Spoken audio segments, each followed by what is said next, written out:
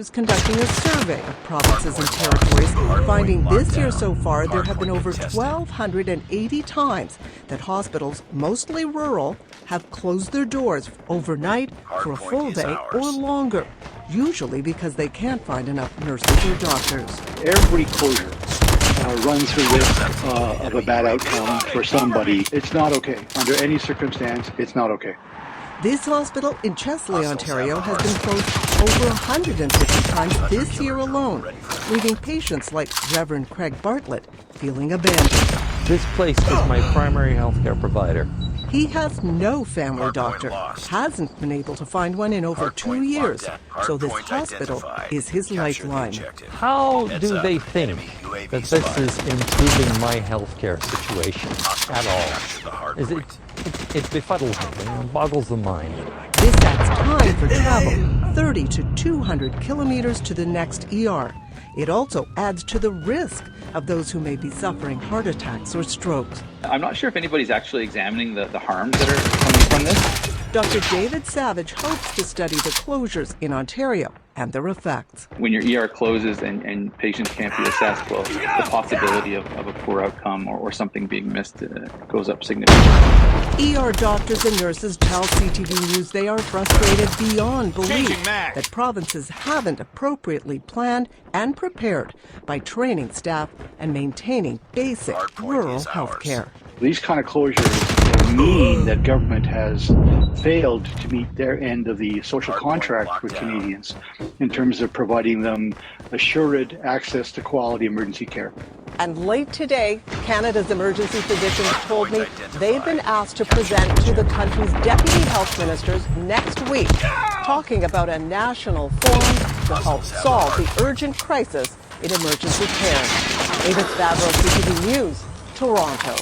And a reminder, our critical care series continues through the week with special features on ctvnews.ca. That's where you will find a list of where the ER closures have taken place so far this year. For many parents in Calgary, the most pressing health concern right now is an E. coli outbreak traced back to a centralized kitchen that supplies meals to nearly a dozen daycares. 56 cases are confirmed and 15 children are currently in hospital. CTV's Alberta Bureau Chief Bill Fournier has the details. Across Calgary, 11 daycares are closed after dozens of children showed up at hospitals over the Labor Day long weekend with E. coli infection. The ER was just packed with parents and kids dealing with the same thing. Katie McLean's daughter, just under 2 years old, is one of them. So is Sarah McDonald's 4-year-old son, Lachlan. Watching these little kids for hours, they're in terrible pain. They're terribly ill. Alberta Health Services has linked the outbreak to the caterer Fueling Minds. It supplies food to the 6 Fueling Brains Academy locations and the other impacted daycares.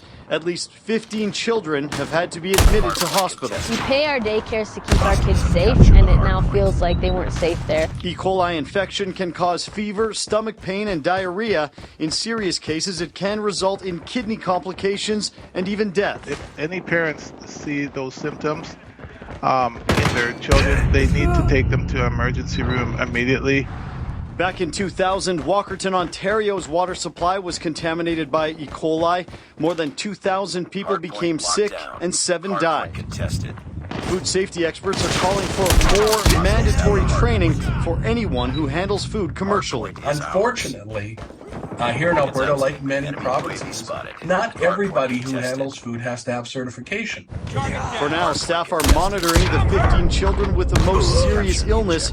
Families hoping the infection runs its course without any serious complications. So the next few days are really, we're kind of on eggshells here to do better, but we need to clear this hurdle. In a statement, Fueling Brains Academy says it's deep cleaning its locations. Health officials say those closure orders will remain in place until the issues are resolved. Omar. All right, Bill, thank you. Voters in Manitoba learned today they'll head to the polls October 3rd. 2023 Manitoba election campaign has officially begun. This will be Heather Stephenson's first attempt to win a general election since taking over from Brian Pallister. The Progressive Conservative leader is promising more tax cuts in hopes of securing a third term for her party. while NDP leader Wab Kinew is pushing for more healthcare staff and to become the province's first Indigenous premier. Ontario's premier today faced tough questions about his government's controversial Greenbelt land swap deal, and under increasing political pressure to act, said the province will now reevaluate sites. Here's CTV's Siobhan Morris on the review. Why did you not confirm? After the Labor Day resignation of his housing minister, facing pressure to reverse course, the premier announced a study. We're going to do a complete review of all lands in the Greenbelt. This one right here. A requirement built into the legislation that is. The prime minister also brought a gift for the country's president, Joko Widodo. Team Canada's basketball jersey with the president's nickname on it. Jakarta is where Canada's men's team qualified on Sunday for the Paris Olympics, and they'll play the Basketball World Cup semifinals in Manila tomorrow. Time for a short break, but when we come back. She said to us, yeah, there's vomit in my seat. And we're like, that's what the smell is. Air Canada's apology after a passenger's disturbing discovery. Plus, remembering 70s hit singer Gary Wright.